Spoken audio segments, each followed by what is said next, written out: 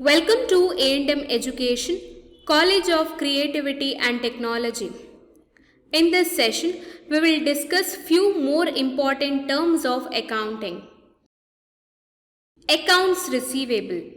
The amount of money owed by customers or clients or debtors to a business after goods or services have been delivered and or used. Accounts payable. The amount of money a company owes to creditors or suppliers, etc., in return for goods and or services they have delivered. Capital. Capital is a money or wealth needed to produce goods and services. In the most basic terms, it is money. All businesses must have capital in order to purchase assets and maintain their operations. Business capital comes in two main forms, debt and equity. Debt refers to loans and other types of credit that must be repaid in the future, usually with interest. Equity, on the other hand, generally does not involve a direct obligation to repay the funds. Drawings. These are withdrawals made for personal use rather than company use. Debit.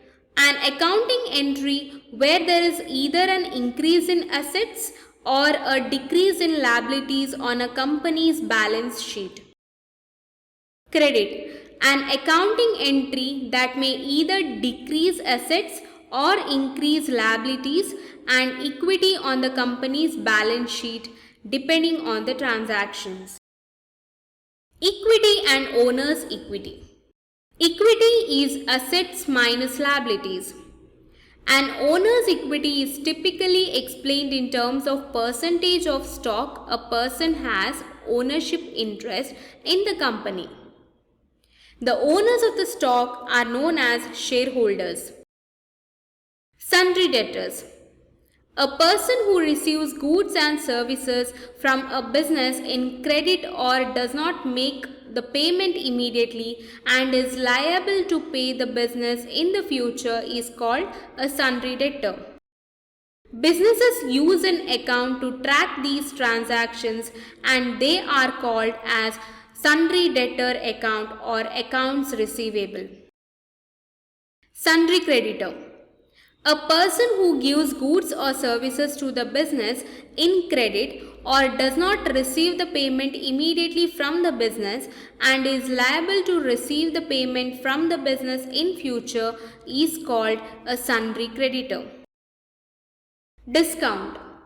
Reduction in the price of product or service that is offered by the seller in exchange for early payment by the buyer.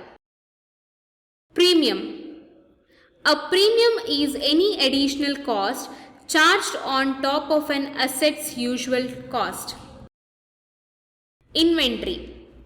Inventory refers to all the items, goods, merchandise and materials held by a business for selling in the market to earn a profit.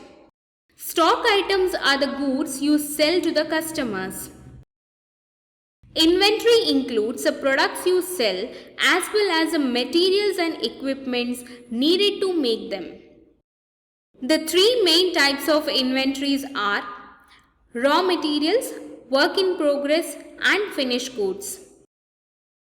Carriage inward. Carriage inwards is a freight or transport cost incurred by the buyer on the purchase of raw materials or goods. Carriage outward. Carriage outwards is a freight or transport cost incurred by the seller in shipping or delivering goods sold by it. Prepaid expenses. These expenses are expenses incurred because of payments that have been made in advance. An example of prepaid expense is an insurance premium. These expenses are always recorded in the current asset of the balance sheet. Outstanding expenses. An outstanding expense is an expense which is due but has not been paid. An expense becomes outstanding when the company has taken the benefit but the related payment has not been made. Accrued income. Accrued income is a income which is earned but not yet received. Income received in advance. Income received in advance, as the name suggests, are the earned revenue which is to be earned in the future in an accounting period but is already received in the current accounting period. Surplus.